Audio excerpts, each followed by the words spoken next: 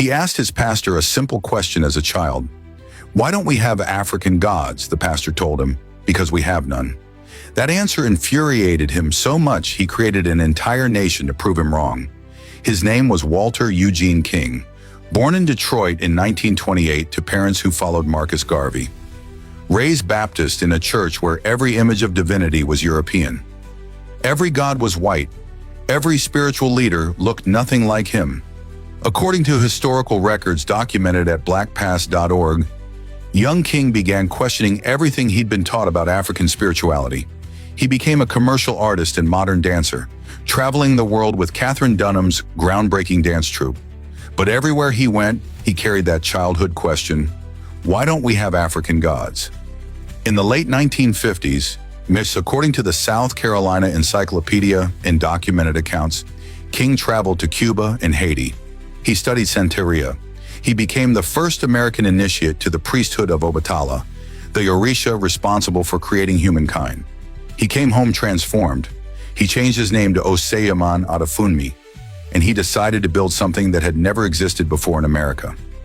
In 1970, according to Atlas Obscura, in multiple historical archives, Adefunmi purchased land in Sheldon, South Carolina, 50 miles from Charleston, in the lowlands near Beaufort County. He was moving back to the deep South, the land his ancestors had been enslaved on, to build something radical, an independent African kingdom, not a church, not a community center, a sovereign nation patterned after ancient Yoruba city-states.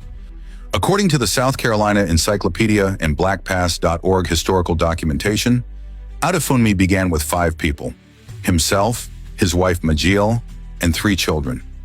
Within the decade, according to documented records, the population had grown to between 250 residents. They came from New York, Chicago, Indiana.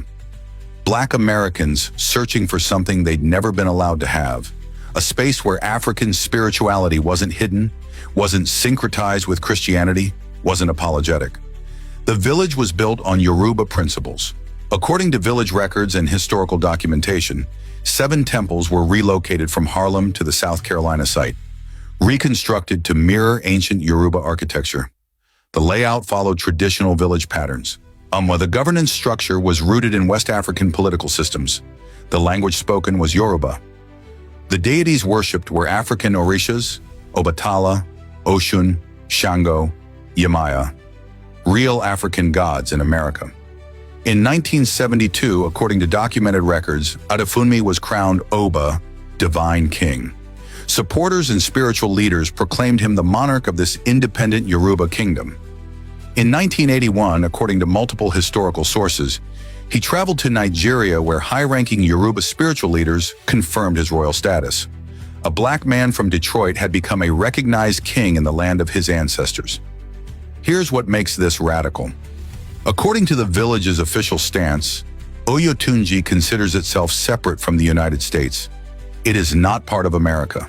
It operates under its own government, its own spiritual authority, or its own economic system. The sign at the entrance, according to Atlas Obscura, reads on one side in English and the other in Yoruba, "You are leaving the U.S., you are entering the Yoruba kingdom." One resident, when interviewed by Vice magazine, said something that captures the entire mission. "When you know thyself, nobody can say anything to you. Once you know your historical past, your ancestral past, what your people were, what they did before captivity, you walk with your shoulders and your head high. You've got nothing to be ashamed about and everything to be proud of." The village has declined in population since its 1970s peak. According to current documentation, it now has around 25 to 30 residents. But that's not a failure, it's a transformation. Oyotunji today is less about mass movement and more about spiritual commitment. People who chose to live outside white supremacy, not in rebellion against it, but in complete indifference to it. Adefunmi died in 2005. Leadership passed to his son, Oba Adejuyigbe Adefunmi II. The kingdom continues, the temples stand, the Orishas are still honored, and somewhere in the South Carolina lowlands, African gods are worshipped by their own people, in their own nation, on their own terms. That pastor who told young Walter Eugene King that black people have no gods? He was wrong. His student proved it by building one. So here's the question. What does true self-determination look like when you stop asking permission from the system to exist? Comment below.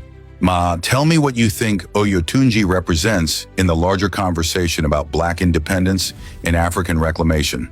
And if you believe communities like this deserve recognition, deserve study, deserve respect, like this, share this with someone who needs to know their ancestors had gods too, and follow for stories about the people who refuse to let that history die.